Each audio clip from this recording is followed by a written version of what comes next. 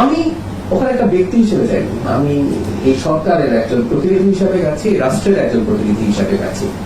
ফলে আমার সাথে ওখানে যা হয়েছে আমার কাছে মনে হলো যে আমাদের ইনস্ট্যান্ট একটা প্রতিবাদ করা দরকার।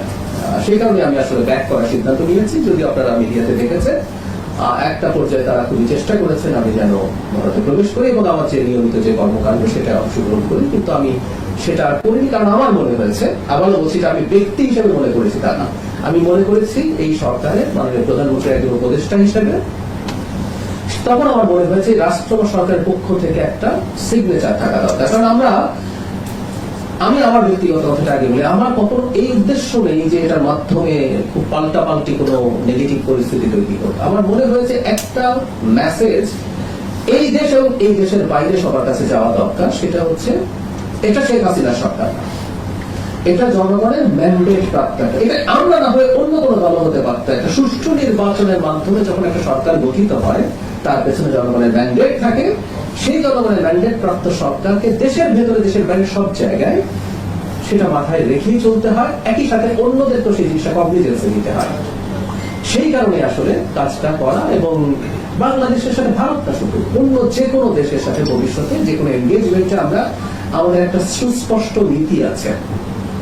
কোনোভাবেই আমরা চাই না কোনো দেশের সাথে খুব খারাপ কোনো পরিস্থিতি হোক, কোনো শত্রুতা তো দূরেই থাকুক, কিন্তু একটা গুরুত্বপূর্ণ শর্ত আছে আমাদের স্লোগানের মধ্যে আছে, সবার আগে বাংলাদেশ। মানে আমরা বাংলাদেশকে রাখবো, তার মাধ্যমে প্রত্যেকটা দেশের সাথে আমাদের পারস্পরিক স্বার্থ সংশ্লিষ্ট বিষয়ে এনগেজমেন্ট হবে এবং সেটা কোনোভাবেই রাষ্ট্রের আত্মসম্মান আত্মমর্যাদা বিকিয়ে দিয়ে বা আমার ক্ষতি করে কাউকে কোনো সুবিধা দেয়া, এই নীতিতে এই সরকার কোনো দেশের সাথে, আমি আবারও বলছি শুধু ইন্ডিয়া না, কোনো দেশের সাথে এই সরকার যাবে না।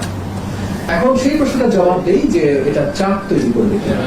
আমি ব্যক্তিগতভাবে মনে করি এটা চাপ তৈরি করা কোনোভাবেই উচিত না। আমাকে যদি বলেন, আমি অলরেডি বলেছি যে এখানে একটা অনাকাঙ্ক্ষিত পরিস্থিতি তৈরি হয়েছিল, সেটা একটা ইনস্ট্যান্ট রিঅ্যাকশন হিসেবে রাষ্ট্রের পক্ষ থেকে, সরকারের পক্ষ থেকে আমি পদক্ষেপ নিয়েছি। এটা আমি মনে করি আমাদের জায়গা থেকে পরবর্তীতে যা যা হচ্ছে, এখন আমরা কি করবো না করবো সেই ব্যাপারে আমি আসলে বলবো না, বলছি না, কারণ এটা আপনারা অলরেডি দেখেছেন আমাদের পররাষ্ট্র মন্ত্রণালয়ের কাছে এটা চলে গেছে। পররাষ্ট্র মন্ত্রণালয় তার যা যা করণীয় তারা করছেন, পররাষ্ট্রমন্ত্রী তিনি বক্তব্য দিয়েছেন, আপনারা দেখেছেন হাই কমিশনের সাথে তারা যোগাযোগ করছেন। এটা তারা আসলে বলবেন এই সরকার কতটা প্রতিক্রিয়া দেখাবে। কিন্তু আমি এক্সপেক্ট করবো এই ঘটনার প্রভাব দুই দেশের ভবিষ্যৎ এনগেজমেন্টের জন্য, আমি এনগেজমেন্ট কথাটা বলছি, এই ধরনের সম্পর্কের ক্ষেত্রে এনগেজমেন্ট ইজ ইম্পর্টেন্ট, এনগেজমেন্টের ক্ষেত্রে প্রভাব পড়বে না। আমি যখন অ্যাক্টিভিস্ট হিসেবে কথা বলতাম, আমি একটা কথা খুব বলতাম, সেটা আবারও একটু বলতে চাই। আমরা যেহেতু ছোট দেশ, শক্তিতে সাইজে তুলনামূলক ভাবে, আমাদেরকে একটা কথা সবসময় বলা হতো, বন্ধু পাল্টানো যায়, এটা ফরেন পলিসিতে চুক্তি বলা হয়, কিন্তু প্রতিবেশী পাল্টানো যায় না, এটা সত্য কথা। কিন্তু এই কথাটা আসলে ইন্ডিয়ার ক্ষেত্রেও সত্য, তাই না? তারা চাইলেও আমাদেরকে পাল্টাতে পারছেন না, আমরা তার প্রতিবেশী হিসেবে থেকেই যাচ্ছি। আমি বিশ্বাস করি তাদের সরকার এই ব্যাপারটা বুঝবে যে অনাকাঙ্ক্ষিত ঘটনা ঘটেছে।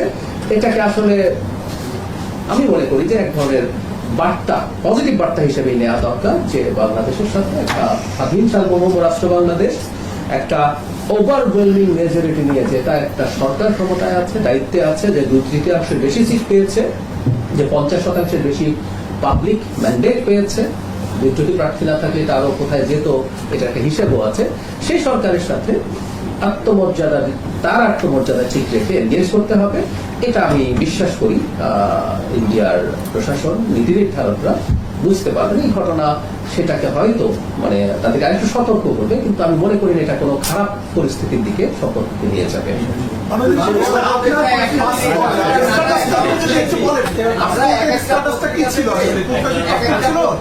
সাধারণ পাসপোর্ট ছিল, এটা যদি আচ্ছা আসছে পাসপোর্ট একটা পত্রিকাতে আপনার ব্যাপারে এক এক ধরনের অ্যাকাউন্ট আসছে। আমি আপনার মুখ থেকে আপনার অ্যাকাউন্টটা শুনতে চাই, আসলে কি অনাকাঙ্ক্ষিত ঘটনা হয়েছে। আমি খুব বিস্তারিত বলছি না, আমি আবারও বলছি, শুরুতেই বলেছি যে আমাদের পররাষ্ট্র মন্ত্রণালয় এখন এটা দুটো দেশের, এটা অভ্যন্তরীণ একটা ইস্যু বলে ব্যাপার ছিল, যেহেতু দু দেশের ইস্যুতে পরিণত হয়েছে, এখানে একটা কূটনৈতিক পারস্পরিক যে যোগাযোগ আছে সেটা স্থাপিত হয়েছে, সেটা তাদেরকে ডিল করতে দেয়। প্রথম প্রশ্ন হচ্ছে, কূটনৈতিক পাসপোর্ট আমি নেইনি মানে অন্য কোনো কারণে না, একটু নিচ্ছি নেবো করতে হয়েছে। কূটনৈতিক পাসপোর্ট কোনো কারণ না, কারণ আমার পাসপোর্টে সার্ক স্টিকার দেওয়া হয়েছে, তার মানে কূটনৈতিক পাসপোর্ট যেভাবে কাজ করে সেভাবে এফেক্টিভ হওয়ার কথা। So it's not at all a reason. কেউ কেউ বলছেন এই কূটনৈতিক, মানে আমি যদি কোনোদিনও কূটনৈতিক পাসপোর্ট নাও নেই, আমার কি বিদেশ ভ্রমণ বন্ধ হবে? আমি কূটনৈতিক পাসপোর্ট নিতে কিন্তু বাধ্যও না, ওটা একটা privilege which I can avail. আমি আমার জায়গা থেকে এটা আমি নিতে পারি, যে কিন্তু এটা আমাকে নিতেই হবে এমন কোনো কথা নেই। এবং কেউ কেউ বলার চেষ্টা করছেন যে পাসপোর্ট কারণ ছিল, পাসপোর্ট কারণ ছিল না, অন্য কারণ ছিল। এগুলো আপনারা ইন্ডিয়ান মিডিয়াতেও আসলে কম বেশি এসছে। আচ্ছা, কি হয়েছিল আমি যা দেখেছি, আমি আমার কথা কিন্তু অল্প দুটো তিনটা বাক্যে বলি। আমার তো একটা ডেলিগেটকে লিড করছে, আমার সাথে আরো মানুষজন ছিলেন, তারা তাদের ইমিগ্রেশন পার করে চলে গেলেন। আমার ইমিগ্রেশন যখন শুরু হলো, আমি মুহূর্তে বুঝতে পারলাম তারা দেরি করছেন, তাদের সময় লাগছে। তারা তারপরে নানান জনের সাথে কথাবার্তা বলছেন। আমাদের হাই কমিশনার প্রথম থেকে আমার সাথে ওখানে ছিলেন, এটা সবচেয়ে জরুরি কথা। আমাদের হাই কমিশনার সম্পর্কে অনেক কথাবার্তা বলা হয় যে তার দুর্বলতা গাফিলতি কিছু ছিল কিনা। আমি এখানে স্পষ্টভাবে বলছি, আমি ওখানে ল্যান্ড করার পর থেকে শেষে আমি ইন্ডিয়ান টাইম রাত 12:30টায় একটা ফ্লাইটে কলম্বো হয়ে ঢাকায় ফিরেছি, কারণ আমি চাইনি ভারতের ইমিগ্রেশন ক্রস করবো। সেজন্য আমারও বেশ কিছু ঝুট ঝামেলা হয়েছে। পুরো সময়টা হাই কমিশনার পাশে ছিলেন, তিনি তার জায়গা থেকে সলভ করার চেষ্টা করেছেন বিভিন্ন জায়গায় ফোন করে। সমস্যা কি হয়েছে আমি নিজের মুখে বলছি না, এটা পত্র বিশেষ করে ইন্ডিয়ান মিডিয়াতে এটা যথেষ্টই এসছে। তারা তাদের সোর্স থেকে তাদের খবর টবর দিয়েছেন, কিন্তু 2 ঘন্টার মাথায় আমি ডিসাইড করেছি ইটস টু মাচ, আমি আসলে আর ঢুকবো না। এবং এই সময়টাও যে আমি এই রাষ্ট্রের, আমি আবারও বলছি ব্যক্তি না, আমি একটা এই রাষ্ট্রের একটা পদে আছি, সেই পদের প্রতি যে সৌজন্য সেটা ল্যাক করেছে বলে আমার মনে হয়েছে। সেই কারণে আমি এই সিদ্ধান্তটা নিয়েছি। এবং সেটা কেন কি হয়েছে সেটার কারণ আপনার সম্ভবত ইন্ডিয়ান মিডিয়াতে বা বাংলাদেশের অনেক মিডিয়াতেও এসছে, সেটা পাবেন। আমি আসলে আর খুব আপনি বলছেন সময় লাগছে, তারপরে যদি আরেকটু কিছু কথা বলুন। না, আমি কিছু বলবো না। আমি যা দেখেছি, আমি ডিসিশন কেন নিয়েছি আমি সেটা আপনাকে জানালাম, যে আমার মনে হয়েছে আমি ওখানে 2 ঘন্টা যখন হয়ে গেল, তখন আমার মনে হয়েছে আসলে এটা টু মাচ, আমি আর অপেক্ষা করবো না, আমি ব্যাক করবো। তারপর আমি আসলে আমার পাসপোর্ট ফেরত চাইলাম। যখন আমি পাসপোর্ট ফেরত চাইলাম, তখন তাদের দিক থেকে খুবই আন্তরিকতাপূর্ণ ভাবে তারা এটা বলতে হবে, তারা আমাকে রিকোয়েস্ট করেছেন। কিন্তু আমার মনে হলো হোয়াট হ্যাপেন্ড, এটার একটা প্রতিবাদ রেজিস্টার থাকা দরকার আছে। সেই কারণে আমি আসলে, হ্যাঁ, অনেকে বলছেন যে আমাকে দেওয়াই হবে না, তারা একটা সময় চেয়েছেন, এটা ফ্যাক্ট। যারা দেখবেন যে বিভিন্ন মিডিয়াতে ওভাবেই এসছে, কারণ ওখানে অনেক মানুষ প্রেজেন্ট ছিলেন, তারা একটা পর্যায়ে চেয়েছে। কিন্তু আমার মনে হয়েছে যা হয়েছে তার একটা প্রতিবাদ রেজিস্টার থাকুক। আবারও বলছি, এটা কোনো শত্রুতার বিষয় না, এটা হচ্ছে একটা মেসেজ আমি আমার জায়গা থেকে মনে হয়েছে দেওয়া উচিত, যে আমি ম্যালট্রিটেড হয়েছি, আমার সাথে সঠিক বিহেভ করা হয় নাই। কারণ আমি যখন যাবো এই তথ্য জানানো হয়েছিল, আমাকে নিয়ে যদি কোনো সমস্যা থেকে থাকে সেই সমস্যা তারা সমাধান করা অথবা অবজেকশন আগে দেয়া, এরকম কিছু হলেই হয়তো হতো। কিন্তু না, যেটা ঘটলো সেই কারণেই এটা অনুমতি করা হয়েছে। আমি যা দেখেছি, আমি আমার দিক থেকে, আমি তার ভেতরে কি হচ্ছে কেন হচ্ছে এগুলো তার আমি বুঝতে পারছি না। আমি যেটা দেখেছি, আমাকে দেরি করানো হচ্ছে, আমাকে যেভাবে রাখা হয়েছে, বসানো হয়েছে, সেটা আমার কাছে সঠিক মনে হয়নি।